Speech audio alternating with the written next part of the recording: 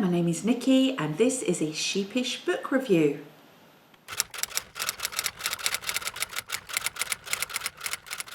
Hello, today we're going to be looking at a book which I talked about briefly on my podcast last time, and that is Simply Home, Quilts and Little Things by Anni Downs. Ooh, there we go. Which is a book that, I mentioned, I got for my birthday back in July, and I absolutely love this book, and I'm going to go through it and show you some bits and bobs and show you a few bits that I've made from it and tell you a bit more about it, so it might help you decide whether or not you might like to buy it, or that you might like to jump in and have a go at some of the projects there. And you never know, we might even end up doing a make-along. Who knows? Stranger things have happened. Not this side of Christmas though, in the new year, I think. So let's start from the beginning. Let me make it clear that this review is independent. It's not endorsed or sponsored by anyone with anything to do with Anni Downs, with the people who sold the book or anything like that. This is me on my Todd, just spreading the good news about this book because I like it so much. So that's that out of the way. It's published by Quiltmania, who are a French-based company of publishers. They produce cracking books and magazines. They produce a quilting magazine every quarter, which I eagerly await. I buy mine from a crafting place called Cowslip Workshops. I will put the link down below. They're based in Launceston in Devon. And yeah, it's Devon, isn't it? I think. I also can get the Quiltmania books from another website called Coast and Country Crafts. They're my two go-to online shops for fabric and for quilting materials. I am discovering more and more as time goes on, and I watch other podcasts and look at their chosen suppliers, if you like. But the two that I like, again, no sponsorship or anything, and they probably wouldn't even know who I was if I went up and poked them in the eye. I will put the details and the web links down below so you can go and have a look at their various products. Anyway, so Quiltmania. The fact it's French is quite important because the book is bilingual. So you'll find, as you look through it, which is possibly why it's so thick, you'll find, she says, opening, random page. We have a page en français, là-bas, and then a page in English. So all of the instructions are given fully in French and fully in English, and they have French and English pictures. That was a bit of a joke. See what I did there? And the pictures are down the middle, and the pictures are very helpful. I'm definitely a pictorial maker. If I can see a picture of what it's meant to look like, then I can usually get that way. So that's the book itself. It's printed, as I said, it's a fairly hefty tome. I think it actually wobbled the table when I put it down there. It's fairly thick, it's glossy, and it's gorgeous, basically. It has 25 projects in here as well, so I think that's really good value, and they range from quilts right down to little purses and little scissor holders. I made a note, there's at least 4 quilts patterns in here. There's a couple of wall hangings. It's a mixture of applique, stitching, a bit of English paper piecing, I think. There's machine stitching and so on. So it goes right the way across the board with various projects, sewing techniques. Each project lists all the materials that you're going to need. It lists the cutting instructions, and then obviously the instructions on how to construct the piece that you're wanting to construct. So again, I can show you, I think it's probably okay to give you a quick view of that, as we talked about. I'll trust you all not to be cheaty and try and take instructions. So that's the first page for this particular quilt. L'Allée de Tilly, Tilly's Lane. Then you get this one, which is the cutting instructions and the materials that you need. Then you get the assembly, that side is the English. You get the assembly page, and they're done in steps with lots of pictures, as you can see. and then they give you a nice big picture of the project at the end. You also get, as part of each individual project, I'll just show you a little thing, you do get the templates in the book that you can either trace, or you can, if you've got a printer or a photocopier, either way, you can photocopy those and then cut them out and use those. So they're there. Also in the front of the book, which I didn't mention, are two massive great sheets. And when they're massive, I mean, I'm not going to open them all up. That's half the size of it, with all the bigger templates on them. So as far as I can see, everything you're going to need is actually in the book. It's accessible from the book itself, which is great. You haven't got to go out and buy a whole load more patterns or templates or anything like that. It's all here for you, which again gives it another tick and a star in my book. Right, so that's that. I've talked about that. Talked about Quiltmania. As a matter of interest, this doesn't seem to be available on Amazon in the UK. I did check. I would encourage you to buy it from the actual craft shops or direct from Quiltmania. I haven't said the price. Quiltmania have it on their website and they charge 36 euros. So if you're in Europe, or if it's cheaper, I'm not sure what the exchange rates are between the euro and the rest of the world, but you can order it direct from Quiltmania. I don't know what the shipping is, but if you buy it in the UK, the recommended retail price seems to be £32.95. So it's not cheap, but as I say, I think it's really good value for money.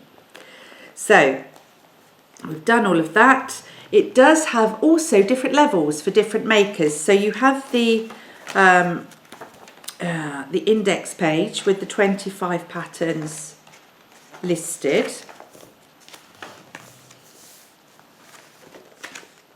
There. There.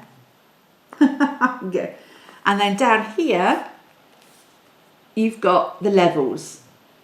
So it tells you beginners, intermediate and advanced. And there's a difference between the flowers there if you can't work it out. It took me ages.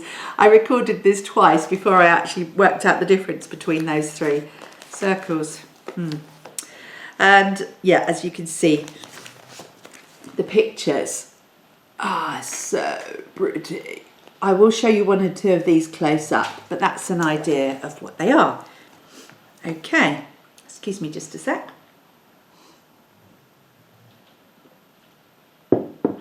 So that's that. Anni Downs, her style, I would say, is homely and a little bit quirky. There's a bit on the front of the book all about her, and I read through it when I got the book, obviously, and I reread it this morning just to refresh my memory. And she does enjoy designing things that are slightly maybe lighter. She talks about thinking about children and nature and making things a little bit light and enjoyable. I mean, if you look at one of her, that's her style basically. I mean, it's just so enchanting. That's the word, enchanting. I find her style. She does a lot of quilt patterns, a lot of little project patterns. She also has a fabric line, and I just happen to have a little bit of her fabric that I can share with you as well after the book review. I also have one of her quilt patterns that I'm going to be starting next year, which I can share with you as well. So she lives in Australia, and in fact, one of the podcast viewers put up a comment at the last podcast saying that she lived in the same town as her, and I was totally starstruck. Because I'm really superficial like that. Okay, so that's all that. Shall we look at one or two of the patterns? Obviously, I'm not going to give anything away here, but I think to do a decent review, we need to look at one or two. So I'm going to start with one of the smaller patterns that I made. Excuse me, my cough. Those of you who have watched me before know that I have a bit of a troublesome cough that never seems to go away, so I apologise for that. I decided to make the bits and pieces purse, partly because it's quite small. Oh, am I wobbling the table again? And I wanted to be able to make something to show doing this book review, and also to work through the instructions and to be able to say firsthand whether I thought they were useful or not, but also partly because it was really cute, basically. So the picture in the book is this. So you can see it's made mostly of wool fabric, and it has that big piece of hardware at the top. So it has the clasp, the metal clasp, and these are appliqued shapes. But I had already done an applique piece, which I will show you next, and I didn't want to do a whole load of applique because, well, I just wanted to get this done, if I'm honest. So I decided to do one without applique, but to do my own version of it, but follow the pattern for the actual construction of the purse. Now the first thing you need here is, let's have a look here. If we look at so you can see this is the beginner level symbol here. So it's suitable for beginners. It's quite fiddly diddly, but it's suitable for beginners. Now, she makes it out of wool fabric, and I happen to have a whole load of Moda wool fabric scraps that I bought a couple of years ago, and I bought a whole load of offcuts and sort of squares that that's Henry groaning in the background, that wasn't me.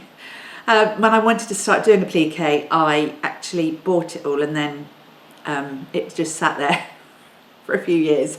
But I've suddenly realised, aha, I have this. So I pulled that out to do the little applique. Do I keep saying applique or applique? Applique. It's one of those things. I think I swap and change, so I'm sorry if that's confusing. Applique. And on the list of materials and cuttings, it talks about buying a 4-inch purse frame. Now, I couldn't get my hands on a 4-inch purse frame at the time. Most craft shops, quilting shops, sewing shops will have bag hardware, is what it's called, or you can search on the internet and you'll find shops that sell clasps and all sorts of things. So I managed to get one. I'm not going to go into great detail as to that because I'm going to show that on my normal podcast when I record next week. But I managed to get one, but it was a bit bigger than the one suggested in the book. So what I did, not to be foiled, on the page where she gives you, and again, I won't put the whole thing up, or I'll put it back here. So where she gives you the shape of the fabric to cut around and the placement of all the applique pieces, when I photocopied that on our printer, because you can, can't you? I enlarged it. So I had a 4.25, I think it was 100 centimetres frame. No, yeah, it was a metre, the frame for the purse, a 10 centimetres frame, and I bought a 125 millimetre one, so 12.5 centimetre one.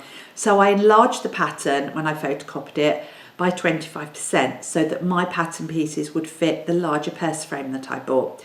So basically, and I'm going to hold it this way because I don't want to give away the pattern, but yeah, okay, I wasn't great at placement, but I filled that bit in. I photocopied this, and then I had my correct size pattern piece to cut round for my fabric.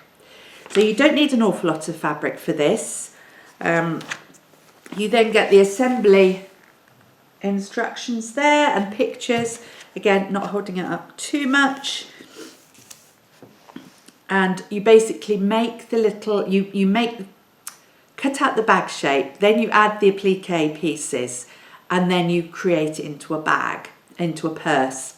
Now, I decided I was going to use these wool scraps I had, so I made a little 9 patch with 9 squares, well, 18 squares, one for each side, for this purse, laid the template on, cut round it, and that was my fabric. So, do you want to see the finished item? Here's my finished purse. Ta-da! So you can see there, and I put one of my little Hugs from Clara badges on because I thought that was cute. So I made a square with these fabric squares, and then I cut out the shape. The other side I've used different colours because these were all random colours. I didn't have the same. So that's the other side. This is my 12.5 centimetre clasp. It's rose gold, which I'm really pleased about because I love rose gold. And then if I open it, you can see an empty purse. But it looks quite cool, doesn't it? It's quite big. I'm actually going to, I did think I might use this as a notions pouch, but I've decided to use it as a purse, and I'm going to make a matching little credit card holder that fits in there. I'm going to make it using probably some of this fabric, tuck it in there, and use this as like a mini handbag come purse when I go out and I just need to grab something small with my purse and my credit card in, or with my any cash I might have and credit card if I'm popping out to the shop or something. So that's what I'm going to use. It has got, this one has got, can you see those little attachments there, the triangles? So you could get some clips and a chain and put this on a chain and make it into a little crossbody purse. Be really cute. If you have a small phone, it could actually be a phone purse. But it's really cute. I really like it. The other thing, stitching on, don't be put off by, I'm doing it my side, stitching on this piece of hardware. If you can see, it's actually, the holes are there. So when you make the bag, you make the fabric pouch as per the instructions. You then take the frame and you slot the fabric up inside the frame and then do a running stitch through the holes already on the frame. And you can barely see it inside. If you look up in there, you can see the stitches. And then you've just got that really neat stitch finish. You could actually you could alter the shape of the bag and make a glasses case, a spectacles case. So once you've got the knack, this isn't, it doesn't have batting or wadding in it. This wool is quite thick anyway, so I don't think, she doesn't actually call for wadding either. She calls for interfacing, I think, between the fabric and the lining, the outside fabric and the lining. But because this was quite thick already, and so the seam turns were quite thick, I didn't put any of that in, I didn't interface it, so I just put the lining in and stitched it together. So yeah, you can see. Now, if you'd have wanted to, I did think about making some little applique, whatever, things to go. I was going to put my initial on it, but in the end, I just thought I'd leave it. So that project is from this book, and it's called The Bits and Pieces Purse. Show you a picture again. Oh, that's the back. So she puts a little, really cute little owl on the back. But there's no reason why you'd have to make it with wool fabric. You could make it with cotton fabric if you wanted to, and you could put some wadding in there or just some stiff interfacing if you wanted to. But it's such a nice little purse. I love it. So that was the first thing that I made.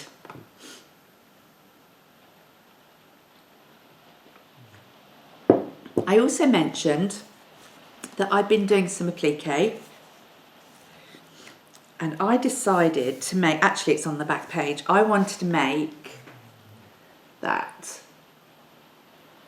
I just thought that was so super cute, and I wanted to make it and put it up in some kind of frame. Not sure. There's a really nice, yeah. I really, really like that. And again, look at the aesthetic of that. It's so pretty. So I'm relatively new to applique. The fact that I'm making a Christmas quilt full of applique, let's not even go there.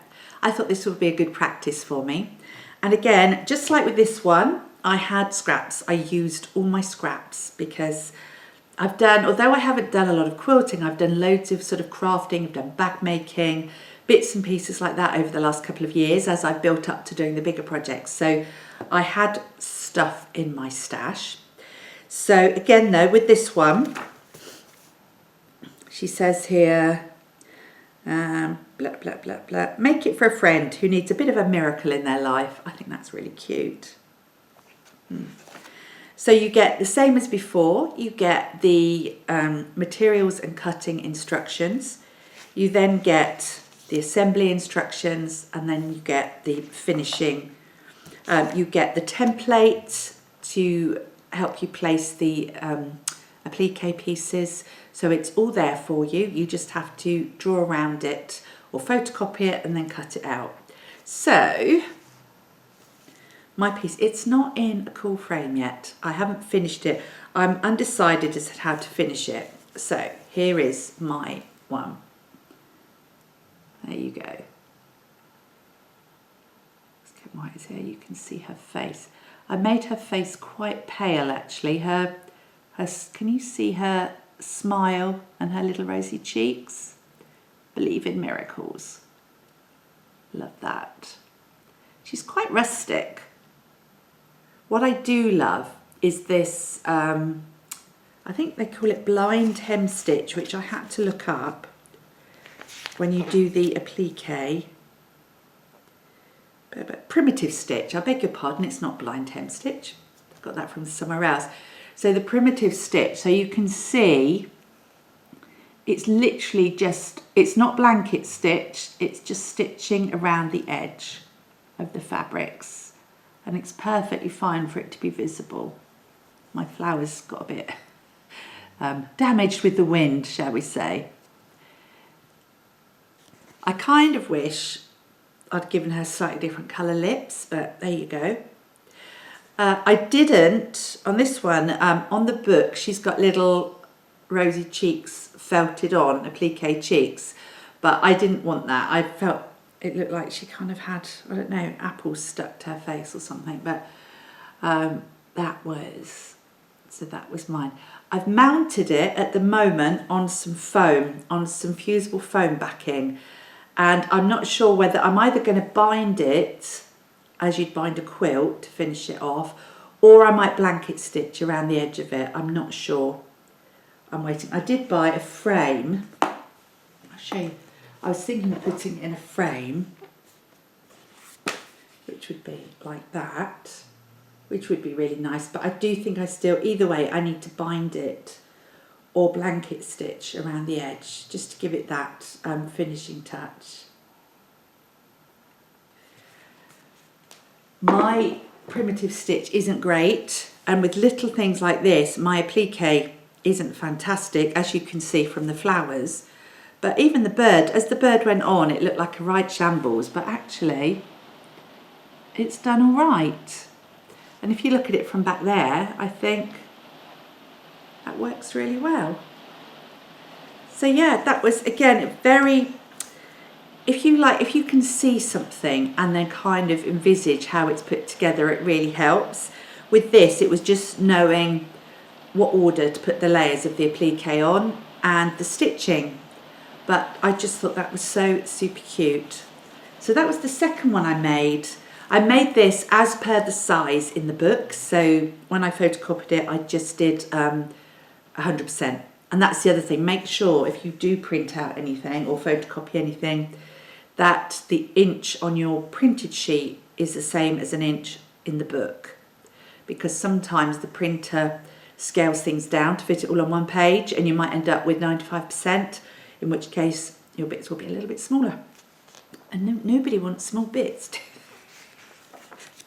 Right, and then the last that I've made from this book, and this was actually the first thing I wanted to make when I saw this book, when I first opened it, was a table runner. Gosh, I'm getting warm now. It's kind of one of those days when I keep getting hot and cold. So, it's actually the one underneath the Believe in Miracles. Can you see that? It's called the Garden Path Table Runner. And I always absolutely love that. We've got a fairly plain pine table in our kitchen, and I wanted to make a table runner for that. Took me a while though, because I say I got this book in July and I hadn't got around to making one. I was going to make it from scraps. But, excuse me, then I found myself with some fabric that I wanted to use that I thought would be rather lovely for Christmas. Let's give you a bigger picture. That's the table runner. So you can see that it's all kind of bricks, and then she has these beautiful, has these sort of scallop bits there, actually just flaps at the end, and then applique plant pots. And I'm just noticing there, this is also beginners. This is suitable for beginners. So you can jump in there. Perhaps we ought to do a make along of that instead. I don't know. If any of these projects grabs your fancy, whether you're a beginner or not, and you'd like to do a make along in the new year, do say so. Put a comment down below, and then we'll see if enough people are interested to do it. You'd obviously have to buy the book. That would be the thing. But if you're going to buy the book anyway, you may as well do a make along. I went slightly off piste here because I wanted to make the table runner, but the fabric I had was a charm pack, which for those of you who don't know, it's a pack of fabric squares, 42 fabric squares of a certain range in 5-inch squares. And I bought this fabric because I fell totally in love with it last month, and I didn't know quite what I was going to make, so I just bought the charm squares. I thought I could make some cushions or something. But I decided I wanted to make the table runner, and I would make it a Christmas table runner. So the fabric design I used was called I Believe in Angels. And it's Bunny Hill Designs. And I got this from Coast and Country Crafts. And I must just show you that she sent me... When I got this, when I got it back in the post, she'd written on it, "Do you believe?" I thought that was so lovely. I love it. It makes all the difference when you buy from places and they give you little notes and things, doesn't it? So I decided to make this for Christmas. I had shorter amounts of fabric. The fabric, 5 inches, wasn't going to do it. These bricks are 6.5 inches long. You had to cut them. So I had to scale down the length of the bricks and finagle about with some numbers, which was a bit of a faff, I'll not lie, but I did it. I bought some white, I wasn't sure what colour fabric to make to go in between the cream, and I will show you in a moment, but I ended up last week going and buying some white fabric with a little hearts printed on it. I love hearts, all things hearts. And I've just about managed to get the main piece of the patchwork finished. Literally this morning I got the last strip put on. So it's unfinished because I've got to put the end flaps, I've got to put the applique bits on the edges, and I've got to back it. But I'm going to show it to you, and I'll have to stand up because this is it. And you can see, actually, you can see some of the fabrics there. That side you'll be able to see. Then I'll stand up and show you.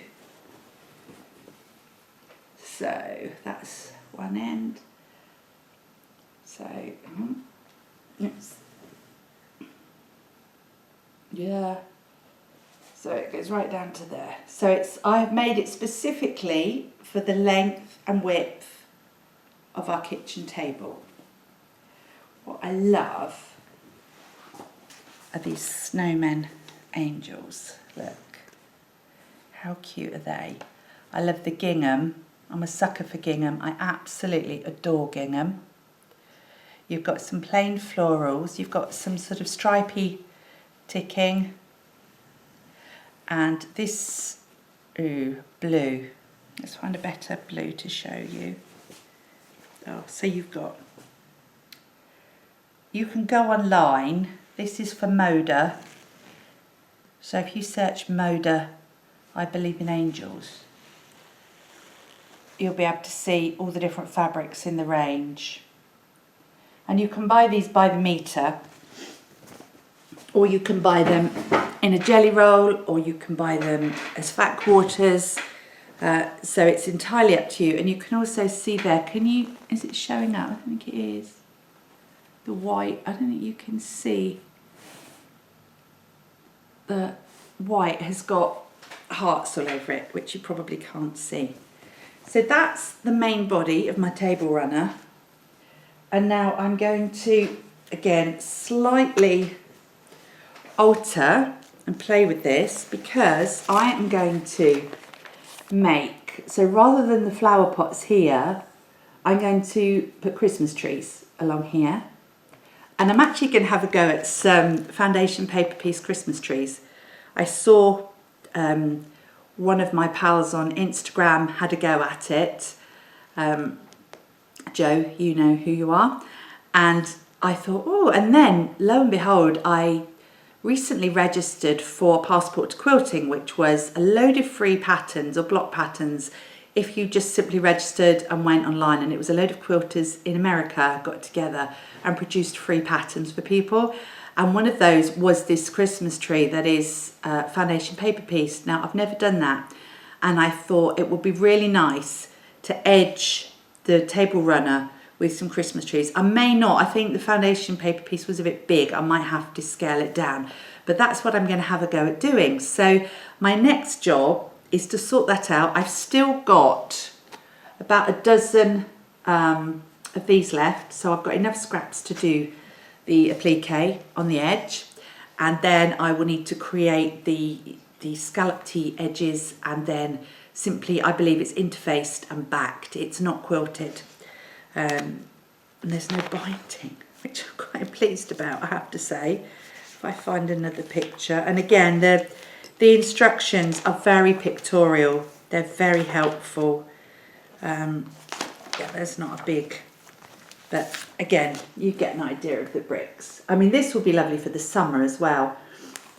I think come after Christmas, I may make one using this size fabric and make it as a more sort of a seasonal winter one. Obviously the Christmas one will have to go away.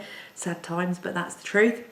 So yeah, and I've managed to make those. Now I'm competent, but I'm not an expert. So I believe that these patterns are accessible and makeable by most people. If you've got a sewing machine and you can vaguely sew a straight line and follow instructions, then I think you'll be good to go.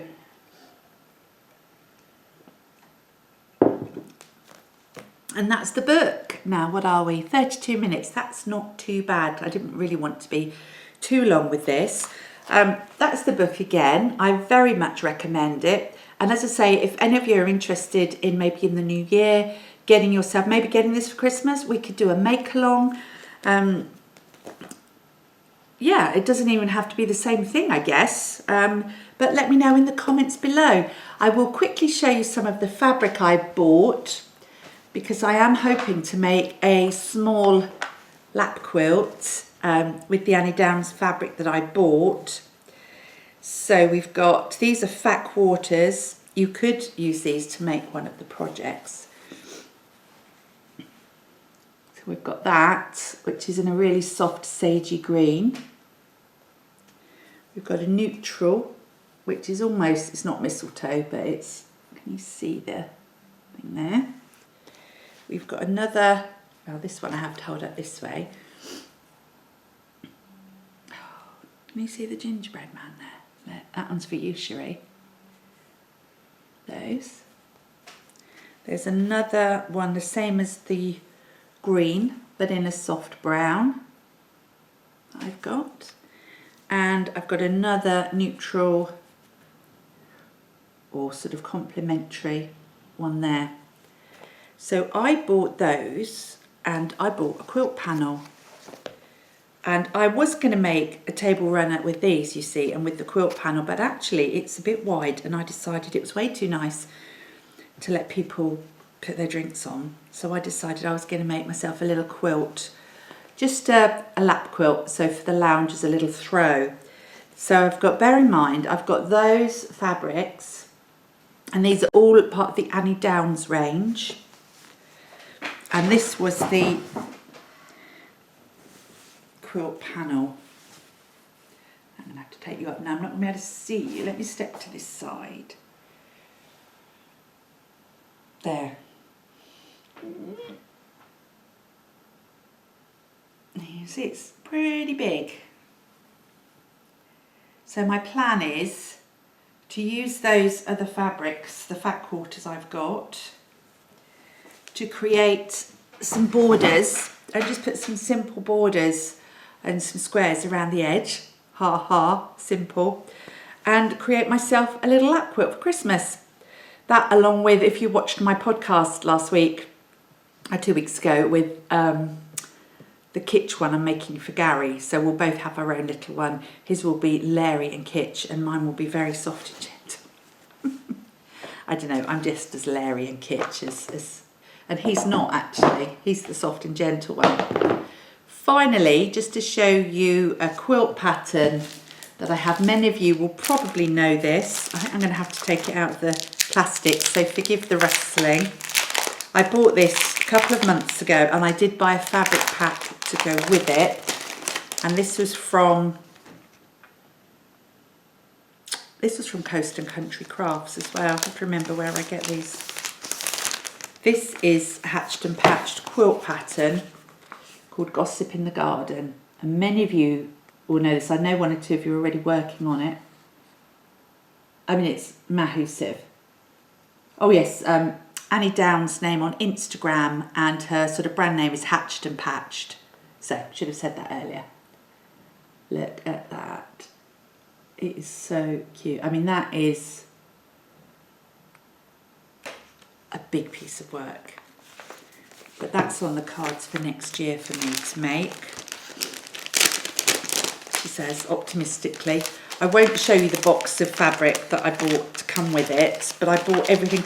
I really struggle finding, up until now, I'm getting better, but choosing my own fabric, especially for a big project like this. I much prefer somebody give me all the fabric and then I have to cut it out and do all the biz with it. So there you go. I'm going to sign off now. Thank you for joining me and for watching me. If you liked the fact that I did a review and that you'd like to see more similar type of things, then do give me a thumbs up and even subscribe if you're going to be bold, and leave a comment if there's anything particular you'd like me to spend time talking about or showing you, or if you have any books or if you've seen books out that you think I might have. I can't promise I'm going to rush out and buy all the books that everybody says, but I'm certainly happy to share with you some things if it might help you decide whether or not a book is suitable for you. And as I say, if anybody's interested in doing some make-alongs next year from the Simply Home book, then again, leave a comment below. That would be great. In the meantime, I shall sign off and say cheerio. I will be back pretty soon with another normal podcast talking about my other crafting and bits. But in the meantime, have yourself a lovely week. Bye.